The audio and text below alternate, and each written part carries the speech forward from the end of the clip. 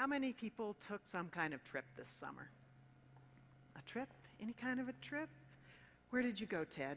Well, I'm going up to Vancouver, Washington. Vancouver. Okay. A long trip. Who else? What other trips do we have? I just came back from Missouri. Missouri. Any more trips around here? No trips? Trips? I just got back from Italy and Italy. Vermont. Italy and Vermont. Okay. All right. Who else took a trip? Montana and Wyoming. Montana and Wyoming. Okay. Didn't any of the guys in this room take a trip? Gentlemen, here we go. Maine and Nova Scotia. Maine and Nova. Everybody went north. Why did that happen?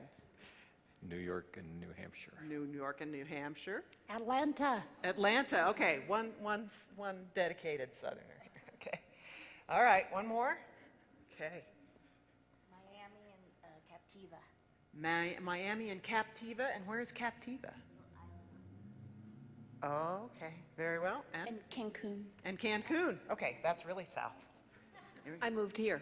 Okay, a trip here. Very well. You're very wise. A very good thing to do. Okay, so trips. Lots of different exciting, fun trips. Now, I have another question. How many people have read The Hobbit, the book The Hobbit? And how many people saw the movie? So lots of people kind of know what the story is all about. And who can tell me, don't call it out, just raise your hand, who can tell me the book The Hobbit has The Hobbit as the big title, and then there's a little title underneath? Who remembers what that little title is? Who's the youngest person here who remembers what the little title is? I think it's The Unexpected Journey. That's right, The Unexpected Journey. So that brings me to another question. What is the difference between a trip and a journey? I want you to think about that and tell the person next to you what you think. What's the difference between a trip and a journey?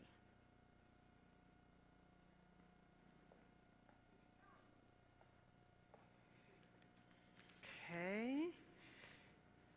Anybody got a good answer they want to try out on everybody?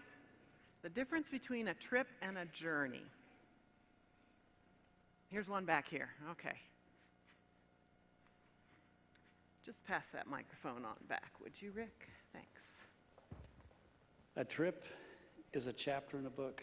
A journey is the book. Okay, okay. A trip is a chapter, and a journey is the whole book.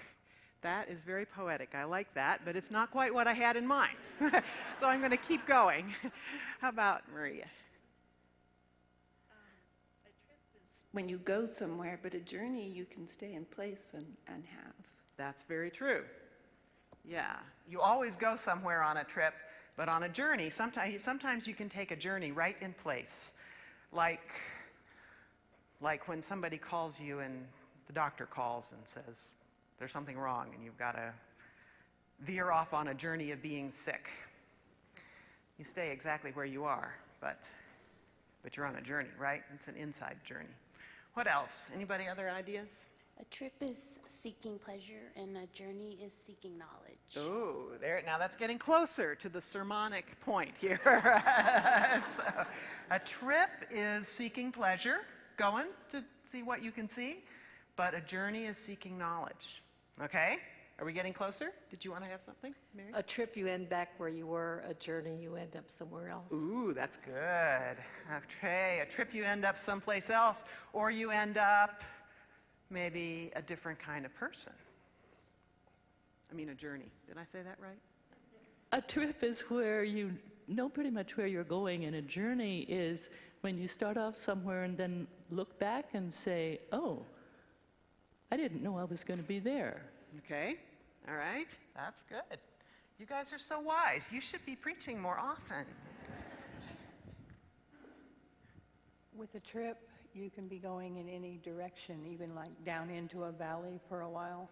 But with a journey, it's usually uphill, but you also gain higher ground. Okay. Journeys are harder work than trips. Yeah, right. Okay, anybody else want to add to our collected wisdom here on journeys and trips? the shorthand I was kind of thinking to myself is that a trip you go to for pleasure, for fun, to see something new, for laughs. But in a journey, you learn something. You go to learn something. Or sometimes trips start out as trips and become journeys. You come back different from how you started. You come back knowing more. You come back with greater compassion. You come back understanding more deeply what the world is really like and what life is really like. So, Bilbo went on an unexpected journey and he went to kill a dragon, right? That was the point of the whole thing. And how do we know that Bilbo's was a journey, not a trip? Does anybody remember the book or the movie well enough to know? How did we know that Bilbo ended up on a journey, that he came back different from how he started, that he learned something new? Is there somebody over there? Okay, I'll go back this way first. How do we remember? How did you remember? How did you notice that? At the end, he's a completely different person. Yeah. Like, he used to be timid, and then he just comes back, and he's more vibrant, and he views the world as he's seen it now. Okay, all right. He comes back more vibrant, sees the world in a different way. There's a... Gandalf made him go. He didn't want to go. And they called him a burglar, and he's like, I'm not a burglar, but he becomes a burglar, actually. He becomes the burglar, but he also becomes a very self-reliant person, right? He has to figure out how to get him out of that place with the spiders. That hasn't happened in the movie yet, but it will. The next movie. Did you want to say something? No. Okay. So there's a place in... So when you're making 3 movies out of one book, you have to make your point a little earlier than is made in the book. So, see if you can remember this. At the very end of the Hobbit movie, Bilbo, who's been kind of, he has not particularly liked Thorin Oakenshield, the leader, and he doesn't like dwarves, and he's really had a hard time with the whole thing. But at the very end, where they're up the trees and those horrible wolves are snapping at them, and the eagles are not yet there to rescue them, Bilbo goes back to rescue Thorin. You remember that? And Gandalf, who must be sitting in another tree, looks at him with a, I knew you had it in you, smile on his face. You remember that? And that's where we know that this trip for Bilbo has turned into a journey in the movie. So if you see the movie again, see if you see that. One very poignant, special, very well acted place in that movie. So I would venture to guess that no one here has killed a dragon or been treed by wolves or any of those other kinds of things, but I'll bet that besides the trips you all have been on, that some of you are also on journeys of one kind or another. So I went on a trip this summer to Washington, D.C., but it was really a journey because my parents are getting too old to take care of themselves anymore, and my brother and sister and I helped them move into a place called assisted living where they would get more care. For them, it was moving from one building in a community to another building in a community. So it was a very short trip. But I got to tell you, it is a very long journey. And we kids who are now adults and are more and more taking responsibility for our parents, that it's a journey for us, too. We're learning to get along differently. We're learning to let each other be who we are and not fuss so much as we did when we were kids. And to help my parents make that journey. So I feel like these days, every time I go to Washington, I'm rejoining this journey about learning how to be a new kind of person in this ongoing saga of my family. Not all the journeys involve trips, as somebody pointed out. You can get a letter or a phone call that starts you on a journey. You've gotten into a new school, the doctor calls with bad news, somebody's died, you've got a new job. You can be on an inner journey without moving at all because you're in therapy or because you've had a spiritual experience or something's happened to shake your foundations of understanding the world so much that you just have to start to build it all back up from the beginning. Anybody relate to that? I won't make you tell the details in public, but those are hard times in lives, but they are very important journeys. So now I want you to think for a minute about some of the trips you've taken and what you learned and how you grew and how you came back different. It might have been a journey that involved leaving home, or maybe it didn't. It might be a little thing, something you learned in a new place, or it might be a big thing. You developed a new kind of compassion. Think about that. And if you came with somebody this morning, perhaps you can tell them on the way home about the journey you've been on. And if you came by yourself, maybe you can write it down or call someone later today and share that with them. And now we'll take the offering.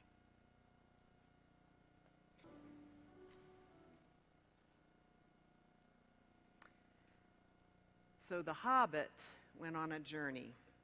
He went on a journey to slay a dragon who'd stolen a lot of treasure and killed a lot of people and was, generally speaking, a bad guy, right? So, you know, in places heavily influenced by Christianity, like here in America, dragons are almost always bad guys. Up until the last few years, now there's some good guy dragons as a part of the fantasy world, but all your classical Western dragons are bad guys, right? It's almost as if people took all the characteristics they most disliked in themselves and gave them to the dragons. Let's think of some characteristics of bad guy dragons. What do dragons do that's so bad? What do they do? What do dragons do that's so bad? They're greedy. They're greedy. They steal Just like coins and treasure and all that kind of stuff, right? What else do dragons do that's really, really bad? They burn down villages. They burn down villages, that's right, with their fiery breath. What else? They eat people. They especially eat maidens, virgins, pretty girls, right? So, wow, that's bad stuff, right? We don't like that. Anger and greed and all that kind of stuff, out of control behavior. So, and of course, we do all have a little anger and greed and out of control behavior in ourselves, right? Don't we? So we gave it to the dragons. Maybe we all have a little dragon in us. But you know, in other cultures, dragons are not always bad guys. Since we know a lot about Western dragons, I want to tell you about an Eastern dragon. I want to tell you about the dragon of Wu. Now, this story takes place in China, in a little town called Wu. And in Chinese language, the word Wu means, does anybody know? Probably not. This is very obscure. It means not, as in N-O-T, as in the village is called Not. Now, what does that tell you about what kind of story this is? It's a parable. It's a fantasy story. It didn't really happen, okay? So, very important clue. So once upon a time, another important clue. Once upon a time, in this Chinese village called Wu, men on horses, on horseback, came from the north, marauding men to try and attack and conquer the village. Every morning they would ride down from the hills on their strong horses, and they would batter the walls and the gates of Wu, and then they would withdraw in the hills to fight another day. The men of Wu fought very bravely, but after each attack, some lay wounded, some lay dead, and the next morning more horsemen would storm the city again and again. And when most of the young men were dead or wounded, and the old men and the women started to fight, and then the teenagers started to fight, and the children did the chores, and the weak tended the wounded, but the situation was getting desperate. The mayor of this little town, who in China is called the mandarin of the town, was at his wits' end. He could see nothing but disaster. But the people, they knew what to do. Pray for a dragon, they said to him. Pray for a dragon. Well, nobody in this town had ever actually seen a dragon. But in the folklore of China, dragons are good creatures who symbolize ancient wisdom and have powers which they use to protect what is good from what is evil in the world. The Mandarin was an educated man, and he was not sure he believed in dragons. That is to say, actually, truth to be told, he was pretty sure he did not believe in dragons. But there wasn't anything else to do, and so he went to a quiet place, and he put his face in his hands, which is a very good way to pray, by the way, face in hands. And feeling a little bit foolish, he said, "Dragon, dragon, please, if you're there, if you exist, dragon, please save my people." And in his mind's eye, he saw all the terrible pictures of the day. Brave young people wounded, and children whose parents had died solemnly doing chores, and elderly parents digging graves. And his heart was full of love and fear, and he started to sob, "Dragon, please, dragon, please save my village." And presently his tears ran out, as tears always do, and he washed his face and went back to work. And that evening at dusk, just as they were closing up the gates of the town, a stranger walked up. He was short and round and didn't have very much hair and carried a walking stick made of bamboo. He certainly didn't look like the fearsome barbarians of the north, but as you can imagine, the people were pretty nervous and they really didn't want him around. However, in this, as in virtually all rural cultures, it's considered a duty and possibly even a blessing to offer hospitality to travelers, and so they let him in. But they followed him to see what he was going to do and where he would go. And what he did was amble up to the fine home of the Mandarin and announce that he was the dragon who had come in answer to the Mandarin's prayers. The Mandarin was more than surprised. He had never seen a dragon before, and he remembered that. He wasn't absolutely sure what he thought one would look like, but this little man did not match his fantasies at all. However, he thought it would be impolite to say so, and the man could hardly be dangerous. So he thought for a moment, and then he said, very seriously and politely, "Thank you for coming to our town." And then he signaled a couple of teenagers, the biggest, strongest ones left, and fixing them with one of those "just do what I say" stares that grown-ups can get sometimes, right? You know that? He told them to take the dragon home with them and offer them every hospitality, which they did. And the first thing the next morning, they were all awakened to the sound of battle horns. The horsemen were back. All the people in the city ran to the square in front of the gates, and so did the little visitor. And everyone watched as the gates bulged and cracked with the force of the invaders and their horses, and they despaired. And then the little children began to call, "The dragon! The dragon! Look at the dragon!" And the townsfolk turned to see that the little man who had called himself a dragon was puffing out his cheeks and blowing up a big long breath, and suddenly he sprang into the air and his form changed. His jacket changed to scales, the color of sunset, and his eyes shone like a proud horse. The people had never seen anything so beautiful or so terrifying in their whole lives. And just before the gates broke, the dragon flew through the air and out towards the gates and frightened those invaders so badly that they scattered and they never returned. The people of Wu grieved their dead and tended their wounded and gave thanks in their hearts that their town had been spared, even though there had been great loss, and they went on with their lives.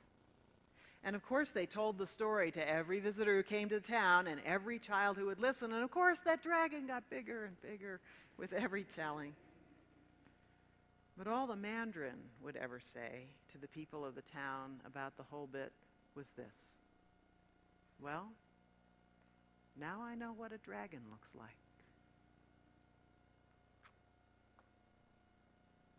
So that's a very different kind of dragon than greedy, lazy, old, evil Smaug is going to turn out to be when we meet him in the next movie.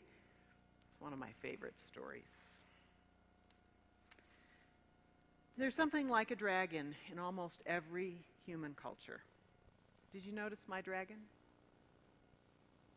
That's no Smog. She has bells on your toes. You can't see them, but they're there.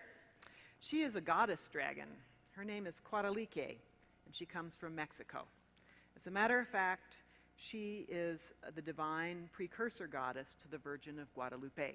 She was on that hill before Juan saw his vision. She protects my office, along with Yoda and Falks the Phoenix. Also Rebecca and Carl, who were not so famous or ancient as the others, but they are perhaps better known and better loved.